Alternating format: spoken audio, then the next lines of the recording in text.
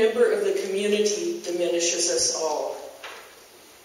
We human beings are in the continuum of life, subject to its rules, available to its splendors. Our membership in this community is not a romantic idea, but a fact of evolution. We are biological organisms. We exist because for 5 billion years, life on this amazing planet has been developing, diverging, and colonizing niches, from the deep sea floor to the ice of the world's rapidly melting glaciers. No species lasts forever, but every creature embodies an inimitable saga of existence and adaptation. All life forms have moral standing and a necessary role in the order of nature. There is, of course, no life without the taking of life, but wanton destruction of other beings is a crime against life itself. While climate destabilization rightly commands much attention, and human overpopulation as a driving force in the erosion of the biosphere deserves more attention, of all the calamities we face, perhaps the worst is the Earth's sixth great extinction crisis, which humanity is precipitating.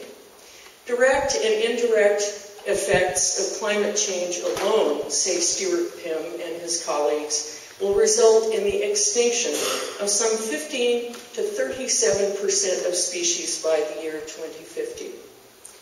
That's your 40th reunion. Because of what we are doing now, because of what we are doing and how we are living, the rate of extinctions is now between 100 to 1,000 times greater than pre-human levels, moving toward a rate on average 10,000 times greater than normal. The World Conservation Union assesses that 1 in 4 mammals, 1 in 8 birds, 1 in 3 amphibians, 1 in 3 conifers and other gymnosperms, up to 51% of reptiles, 52% of insects, and 73% of flowering plants are at risk of extinction. It is a holocaust. The life and beauty of the earth are at stake. Nearly 50 years ago, love for the living world drove Rachel Carson to sound the alarm about industrial civilization's chemical assaults on nature. Carson was a zoologist and peerless writer, educated, by the way, at a women's college, Chatham. Carson never married or bore a child of her own. Beginning in the Depression years, by the work of her pen, she supported her widowed mother, her sister, nieces, and grandnephew Roger. In 1962, after years of scrupulous research and masterful writing, her historic book, Silent Spring, was published. In it, Carson reminded the world that life is whole. She amply documented that pesticides and herbicides were killing or sickening all kinds of organisms, not just their intended targets. The decimation of bird populations caused by the then widespread DDT spraying against Dutch elm disease was particularly poignant. Carson's title invoked the terrible possibility that these chemicals could poison so many birds that their songs and calls would no longer herald the spring. Silent Spring unleashed a storm. The pesticide manufacturers and chemical companies' PR apparatus swung into action to slander the author. Carson's science was solid, though, and she braved the onslaught. Industry attempts to discredit her work didn't avail.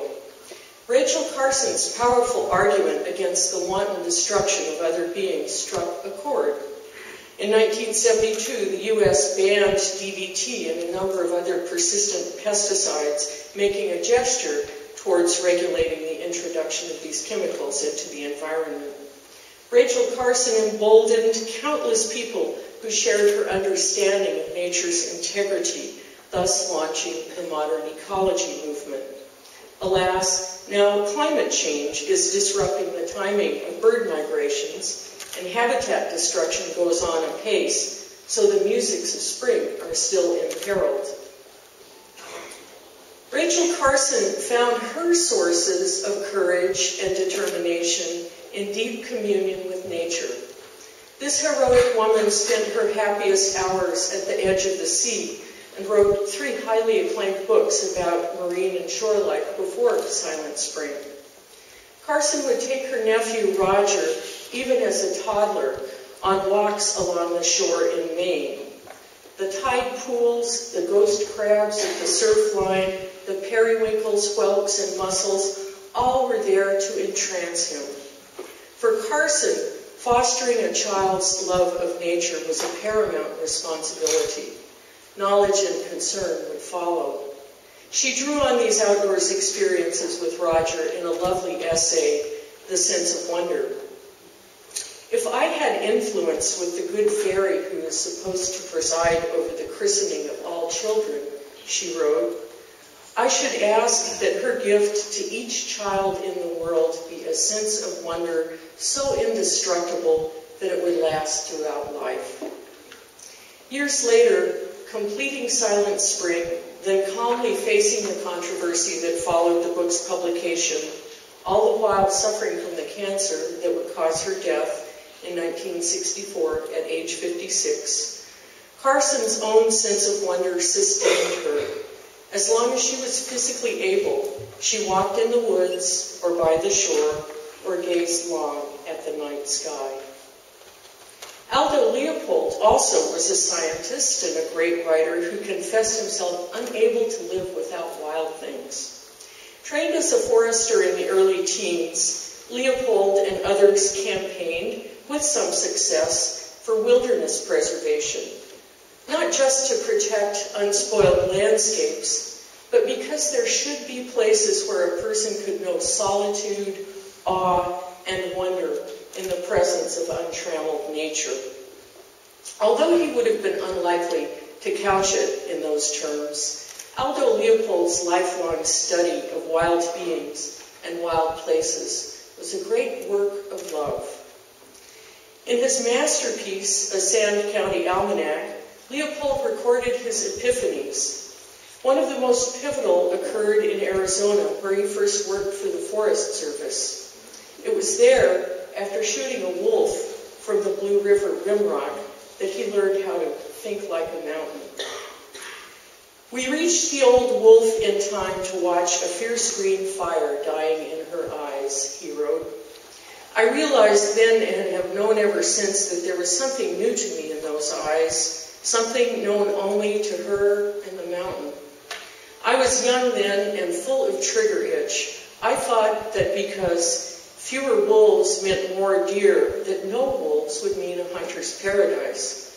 But after seeing the green fire die, I sensed that neither the wolf nor the mountain agreed with such a view. A humbled Leopold went on to describe what became of wolfless mountains. Burgeoning deer herds browsed every edible bush and seedling to death and defoliated every edible tree to the height of a saddle horn. Predator control destabilized these ecosystems. The world is green because carnivores eat herbivores, as the contemporary writer Julia Whitty puts it.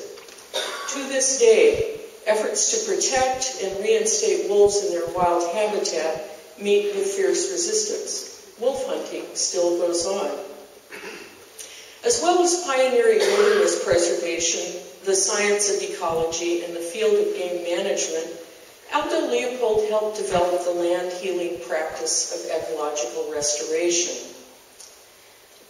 A rare bird or flower, he wrote, need remain no rarer than people willing to volunteer their skill in building it a habitat. Learning about the restoration work he did, first at the Arboretum at the University of Wisconsin at Madison, and then with his family at their retreat, a blown-out Depression-era Sand County farm near Baraboo, Wisconsin, brought me tears of joy. In 1992, I was able to roam around the Leopold's place and see what nearly 60 years of intelligent attention and careful labor could accomplish in the way of